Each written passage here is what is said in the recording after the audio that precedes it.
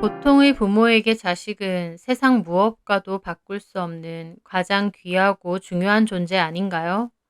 그런데 저는 저희 아버지에게 존재 자체를 부정당했습니다. 팔을 잃고 돈 한 푼 없는 알거지가 되어 저를 찾아온 아빠를 매정하게 내쳐야 했던 제 사연을 말하려 합니다. 저희 아빠는 밖에서는 사람 좋은 사람으로 통하지만요. 저희 엄마에겐 참 못난 남편이었습니다. 노는 거 좋아하고 친구들 좋아하고 집에 잘 안 계시면서 맨날 친구들과 어울려 술 드시러 다니고 등산 다니시고 무엇보다 여자 문제로 저희 엄마 속을 많이 썩혔다고 했습니다. 엄마가 그런 말씀을 저에게 안 하셔서 예전에는 잘 몰랐는데 제가 어렸을 때부터 아빠가 바람피다 걸린 게 여러 번이라고 하더라고요. 엄마는 마음 같아선 갈라서고 싶었지만 어린 저와 제 동생을 키워야 했기 때문에 그냥 참고 견디셨다고 하더라고요. 엄마는 저와 남동생이 성인이 되면 그땐 바로 갈라서겠다고 결심을 하실 정도로요. 저희 아빠 바람기는 정말 병이었습니다. 엄마는 자주 우울해하셨고 정신과 약도 종종 복용하셨어요. 그때는 내막을 모르니 엄마가 우울증이 있으신가 보다라고 생각을 했는데 지나고 보니 그게 다 아빠 때문에 생긴 화병이더라고요. 여자 문제로 그렇게 속을 썩여대니 엄마 속이 온전할 리가 없었습니다. 하지만 평생 주부로 살아오신 데다 도움받을 친정도 마땅치 않았던 엄마로서는 그저 참고 견디는 수밖에 없었던 것 같더라고요. 저희 아빠는 엄마가 이혼을 못한다는 것을 아니까 갈수록 심해져서 나중에는 대놓고 밖으로 돌고 노래방 여자랑 동네에서 버젓이 팔짱 끼고 다니다 소문이 난 적도 있었습니다. 엄마는 결국 엄마 스스로도 자립할 준비를 해야겠다며 마트에서 일을 시작하셨어요. 아빠의 바람기는 고쳐질 생각이 없으니 엄마가 따로 돈도 벌고 혼자서도 생활할 수 있는 기반을 마련해서 갈라서도 갈라설 거라고 하시면서요. 저도 점점 머리가 크면서 아빠의 그런 모습이 부끄럽고 도무지 이해가 안 되더라고요. 자식들인 저희에게는 잘했냐고요? 저는 아빠랑 별 추억이 없습니다. 아빠는 워낙 놀러 다니시는 걸 좋아했지만 그게 가족들과 함께는 아니었습니다. 친구분들과 늘 어울려 다니시거나 하루가 멀다 하고 술자리에 가셨지만 어쩌다 집에서 쉬시는 날에는 내내 잠만 자거나 누워서 TV만 보셨어요. 그러다 보니 아빠와 어떤 추억을 쌓을 일도 없었죠. 저에게 아빠는 늘 외출 준비를 하거나 집에 있을 때도 TV를 보며 무료하게 누워있던 모습 말곤 기억도 잘 안 날 정도로요. 지금 생각해보면 결혼 안 하고 혼자서 자유롭게 살아야 될 성격이신데 왜 결혼을 해서 엄마며 자식들인 저희도 외롭고 슬프게 한 건지 잘 모르겠네요. 어쨌든 그러던 도중 일이 생겼습니다. 아버지는 조선소 현장직으로 근무를 하셨는데요. 일을 하다 사고로 팔이 잘리게 된 겁니다. 엄마와 동생 그리고 저는 병원을 가게 됐는데 아버지는 응급수술을 하셨지만 결국 접합수술에는 실패해서 팔 한쪽을 잃으셨습니다. 아빠의 상태를 보고 저와 동생도 엄청 울었습니다. 아빠가 너무 가엾고 아파 보였거든요. 엄마도 안타까워서 우셨고요. 아빠가 일을 하다가 이런 사고까지 당하게 되니 죄송한 마음만 가득했고 앞으로 아빠에게 잘해야겠다 생각했습니다. 그런데 저희 아빠에게 엄마나 저희들은 그렇게 중요한 존재가 아니었던 것 같아요. 아빠의 사고는 산재 처리가 됐고 사측에서도 보상금도 몇 억 받게 되었습니다. 그리고 팔 외에도 다친 부분이 많아 한동안은 병원에서 입원해서 지내게 되셨는데 아빠가 팔이 한쪽이 없다 보니 몹시 불편해하셨어요. 엄마도 그때쯤에 마트에서 일을 하시다 보니 따로 돌봐드리기가 힘들었어요. 저도 대학을 다니며 아르바이트를 하고 있던 때라 짬이 별로 안 났고요. 그래서 짧은 기간이지만 아빠를 돌봐주실 간병인을 고용했었거든요. 그 간병인은 수더분한 인상인데다 싹싹하고 부지런해서 엄마도 믿고 맡길 수 있겠다고 좋게 생각했었습니다. 그렇게 아빠가 치료 후 퇴원할 때까지 그 간병인이 아빠의 수족이 되어 주었습니다. 그렇게만 생각하면 너무 감사할 일이죠. 그런데 저희 아빠의 그 바람피는 병이 어디 가나요? 네, 그 간병인과 바람이 났습니다. 그것도 제대로요. 태어나고 나서 아빠는 그 간병인과 살림까지 차렸거든요. 딴 살림 차릴 돈은 충분했죠. 아빠는 보상금을 몇 억이나 받았으니까요. 그러면서 엄마한테도 이혼해달라고 요구하더라고요. 자식들도 다 필요 없다면서요. 그 간병인 여자에게 제대로 빠진 듯 했습니다. 엄마는 사회생활을 조금씩 하시면서 좋아지셨다가 그 일로 스트레스를 너무 받아 쓰러지시기까지 했습니다. 기껏 참고 살아줬더니 몇 억 보상금 받고 나선 간병인하고 바람나서 이혼해달라 요구를 하니까요.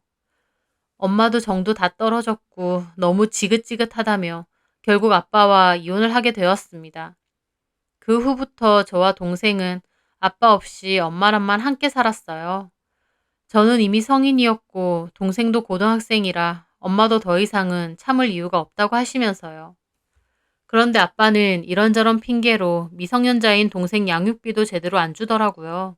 동생 양육비라고 해봤자 얼마 안 되고 그마저도 2년 정도만 주면 동생도 성인이 돼서 끝인데도 그것마저 안 주려고 이 핑계 저 핑계 대며 재산마저도 간병인 앞으로 다 옮긴 것 같더라고요. 엄마는 끝까지 사람 새끼도 아니라면서 일을 바득바득 가셨어요. 하지만 저는 차라리 엄마가 더 이상 속 끓지 않고 이렇게 엄마랑만 사는 게 속 편하더라고요. 저도 아르바이트를 계속하며 엄마를 도왔고요. 그런데 저희 엄마가 아빠 때문에 스트레스를 너무 받으신 건지 그때쯤 잦은 두통을 호소하다가 결국 뇌졸중 판정을 받으셨습니다. 수술이 필요한데 엄마의 보험으로는 보험비가 나오지 않아 수술비가 막막한 상태였습니다. 저는 아빠에게 가장 먼저 찾아갔어요. 엄마 상태가 저러니 돈을 좀 빌려달라고요. 저는 아무리 그래도 20년을 함께 산 와이프가 자기 자식들의 엄마였던 사람이 뇌질환으로 수술을 받아야 된다고 하면 당연히 돈을 마련해 줄 거라고 생각했습니다. 그런데 아빠는 단칼에 거절하더라고요. 돈 없다면서요. 왜 돈이 없냐고, 보상금 받은 걸 그새 다 썼냐고 하니 아줌마 앞으로 다 되어 있어서 아빠가 함부로 못 꺼낸다고 하더라고요. 그러면서 그냥 돌아가라고 하는데 저는 이 사람이 진짜 내 아빠가 맞나 싶었습니다. 하루라도 빨리 수술 결정을 내리고 수술을 받아야 하는데 정말 남일인 양 귀찮은 얼굴로 못 도와준다고 돌아가라고 하더라고요. 저는 차마 떨어지지 않는 발걸음으로 그 자리에서 화를 냈습니다. 아빠가 사람이에요? 뭐? 엄마가 누구 때문에 저렇게 됐는데요? 그게 왜 나 때문이야? 너네 엄마 머리에 문제가 있는 게 왜 나 때문이냐고? 아빠가 평생 엄마 속 썩이고 힘들게 하니까 엄마 몸이 버틸 수가 있겠어요? 제가 악에 받쳐서 따지니 아빠는 무슨 날파리 쫓듯 저보고 그냥 가라고 하더라고요. 야, 너 그냥 가! 짜증나게 하지 말고. 어떻게 끝까지 이럴 수가 있어요? 너네 엄마랑 나랑 이혼한 거 몰라? 남남이야. 아빠 자식들의 엄마잖아요. 제 말에 아빠는 저를 가만히 보더니 그러시더군요. 그럼 너도 남 하든지. 뭐라고요? 나 딸 없는 셈 칠 테니까 그만 징징거리고 그냥 가라.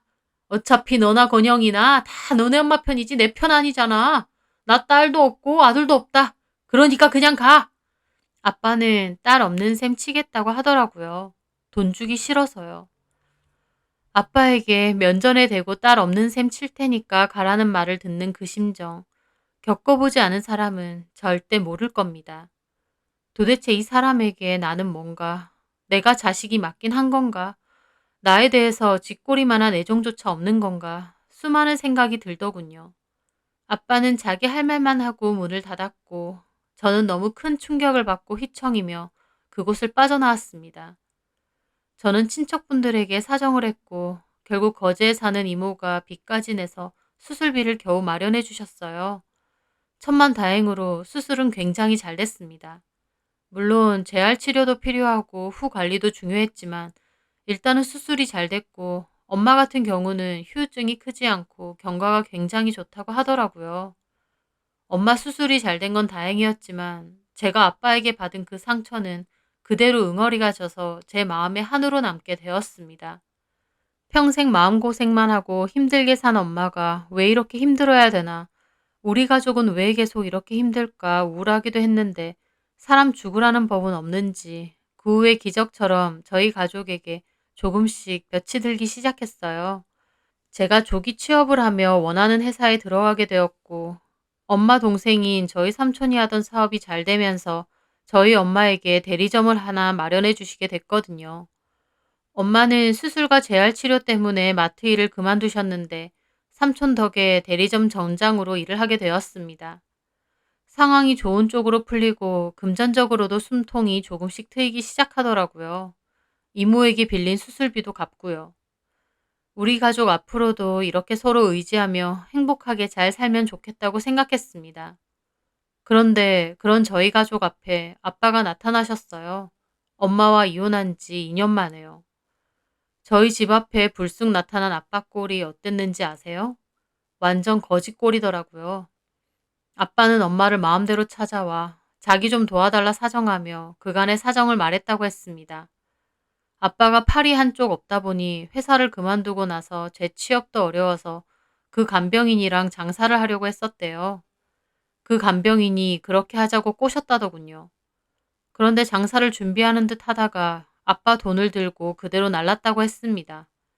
애초에 엄마에게 동생 양육비도 안 주려고 모든 재산이며 돈은 그 간병인 앞으로 돌려놨으니 그 간병인은 손 안 대고 코 푸는 격으로 돈을 쉽게 손에 넣고 그대로 도망간 거죠. 바람난 아빠나 그 여자나 초반에야 서로 좋아 죽었겠지만 같이 몇 개월 살다 보니 금방 사이가 틀어졌고 싸우기도 엄청 싸웠다네요. 그러다가 결국 그 여자는 아빠 돈을 들고 튄 거고요. 아빠가 신고도 하려고 경찰도 찾아가 봤지만 어쩌겠어요. 본인이 스스로 명의를 그렇게 다 돌린 것을. 아빠는 한마디로 자기께에 자기가 넘어간 겁니다.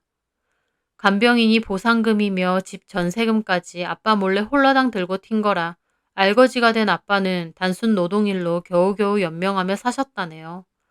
팔이 한쪽이 없다 보니 일 구하기도 힘들어서 결국 도와달라고 저희를 찾아온 겁니다. 엄마는 집에 못 들어오게 하고 그냥 가라고 했는데 기어코 엄마를 붙잡으며 구구절절 얘기하고 있는 걸 퇴근하고 온 제가 보게 되었어요. 엄마는 꼴 보기 싫으니 그냥 가라고 했는데 아빠가 불쌍한 척하며 그래도 한때 가족이지 않았냐며 도와달라고 하더라고요. 그렇게 실랑이를 벌이고 있는데 제가 오니까 아빠는 막 반가워하면서 내 딸 잘 지냈냐고 얼굴 보니 확 폈다면서 아빠 안 보고 싶었냐고 하시더라고요. 차라리 그렇게 떠났으면 잘 먹고 잘 살기라도 하던가 그렇게 추레하게 나타난 아빠가 정말 한심하고 더 미웠습니다. 그래서 제가 그랬죠. 여기 왜 오셨어요? 아빠 사정이 너무 안 좋아. 엄마한테는 다 말했는데 아빠 이러다가 길가에서 객사할 것 같다. 일단 집에 좀 들어가서 얘기하자. 아빠는 정말 끝까지 뻔뻔하고 자기밖에 모르더라고요. 저는 아빠에게 단호하게 말했습니다. 아빠라뇨. 저 아빠 없어요. 뭐? 제가 아빠가 어딨어요. 제가 엄마 수술비 좀 달라고 찾아갔을 때 먼저 그러셨잖아요. 우리는 이제 아무 사이도 아니라고. 아빠한테도 딸 없다고. 제 말에 아빠는 얼굴이 하얗게 질려서 그러시더군요. 미안하다 미래야. 내가 그때는 제정신이 아니었어. 그 간사한 여자한테 속아서. 내가 그러면 안 됐는데. 아니요. 그 여자 때문 아니잖아요. 애초에 건영이 양육비 그 몇 푼 되지도 않은 그것도 안 주고 싶어서 재산 다 돌린 거 모를 줄 아세요? 그런 거 아니야. 그 여자가 정말 나를 속였어. 그건 그 여자랑 알아서 하시고요. 앞으로 여기 찾아오지 마세요. 무슨 권리로 여길 찾아오세요? 남남이잖아요. 다시는 오지 마세요. 또 오면 신고할 겁니다. 엄마, 들어가자. 저는 엄마를 모시고 안으로 들어가는데 아빠가 저와 엄마를 잡고 늘어지더라고요. 저는 아빠를 힘껏 떼어놓았습니다. 솔직히 아무리 미워도 아빠라고 그렇게 하는 게 저라고 마냥 속 시원했겠나요?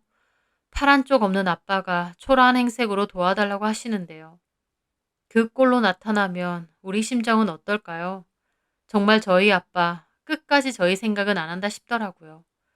저는 엄마를 모시고 문을 닫았습니다.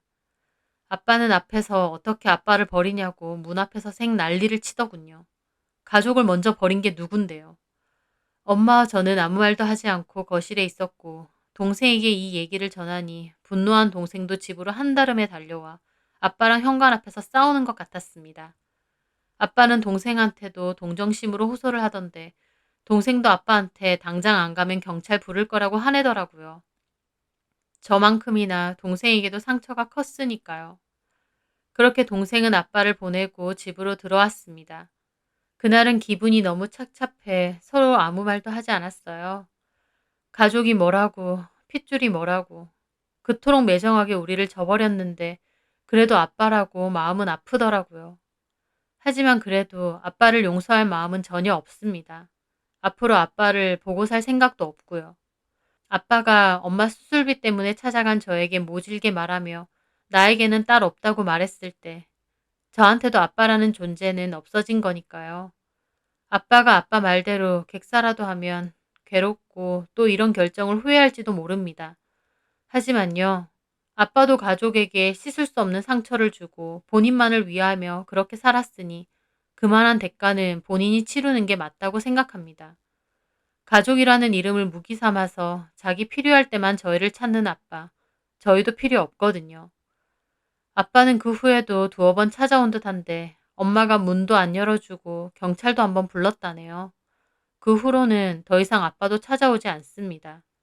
아빠가 어디서 어떻게 사는지는 이제 모릅니다. 가끔은 생각이 나기도 하지만 가족보다 본인의 삶과 욕망만 쫓은 아빠이니 알아서 잘 사시라고 하고 싶습니다.